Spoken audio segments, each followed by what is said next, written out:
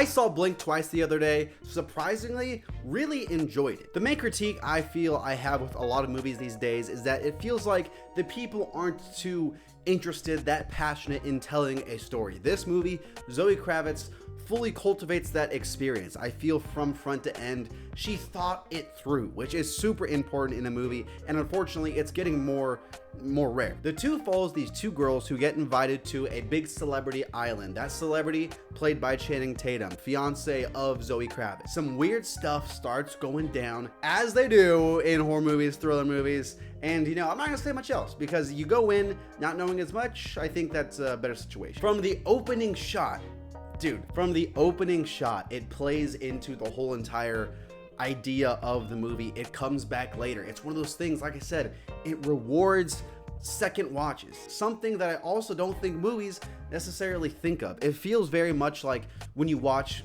Get Out for the first time, when it feels like you watch a Jordan Peele film, Us, even Nope. There are these hints thrown throughout the movie that tie it all together, that if you watched it again, I'm sure it would be a whole different experience. The acting is great. It's a smaller cast, but everyone here is able to make an impact. Everyone here is able to have a moment to let them shine. Sure, there are, the four main leads of the film, but aside from that, everyone else still gets a chance to, act. Nobody is really wasted, and I really enjoyed that about the film. A lot of the themes here you can say might be a little more on the nose, but even the group who I saw it with, they didn't pick up on some of those things, which is good, which it feels like a good way to get people to think. You walk out of this theater, there are ideas to think about. There are, what is this movie about? Is it about, celebrity culture? Is it about dealing with trauma?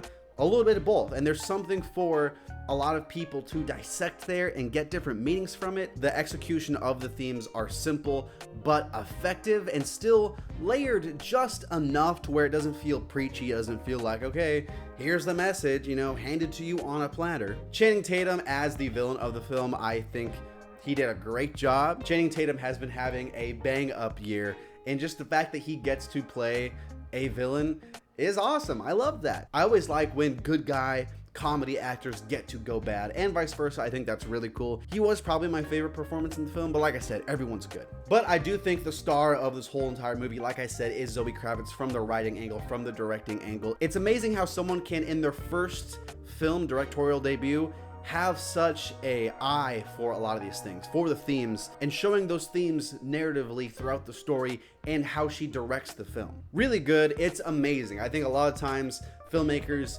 it takes them a little bit to catch on to this and to really start putting a lot of effort into small things that people might not notice, but when people do notice, holy crap, dude, it totally pays off. Really liked this movie. It's not perfect. There are a few decisions here and there.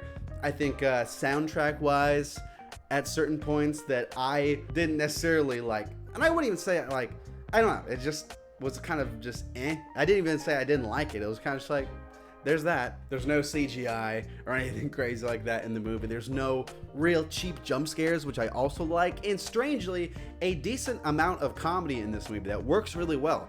I hate to, compare it to Get Out again, but I'd say it's similar to that. It's like, don't get me wrong, Get Out, not a comedy film, but there is good comedy, just like, all the Jordan Peele's films. I'd say it's similar to that. I thought it worked really well too. I would recommend it. I would definitely say go and check it out. Maybe if you got a big group, you don't have to go pay for a ticket to the theaters. I think it's actually leaving theaters in the next few days. Like, it's already starting to trickle out of there. But definitely watch it on demand, rent it for a few bucks. If it hits streaming, do that. I think it's totally worth it. If you like thrillers, something you can think about, something you can feel some tension, but also there's a few jokes here and there, I think it's a great pick. I like it. Surprise hit for 2024. Thanks so much for watching though. That's the video. Hit subscribe. I make new videos every single day. I'm trying to hit 1,000 subscribers. I'll talk to you later. See you later.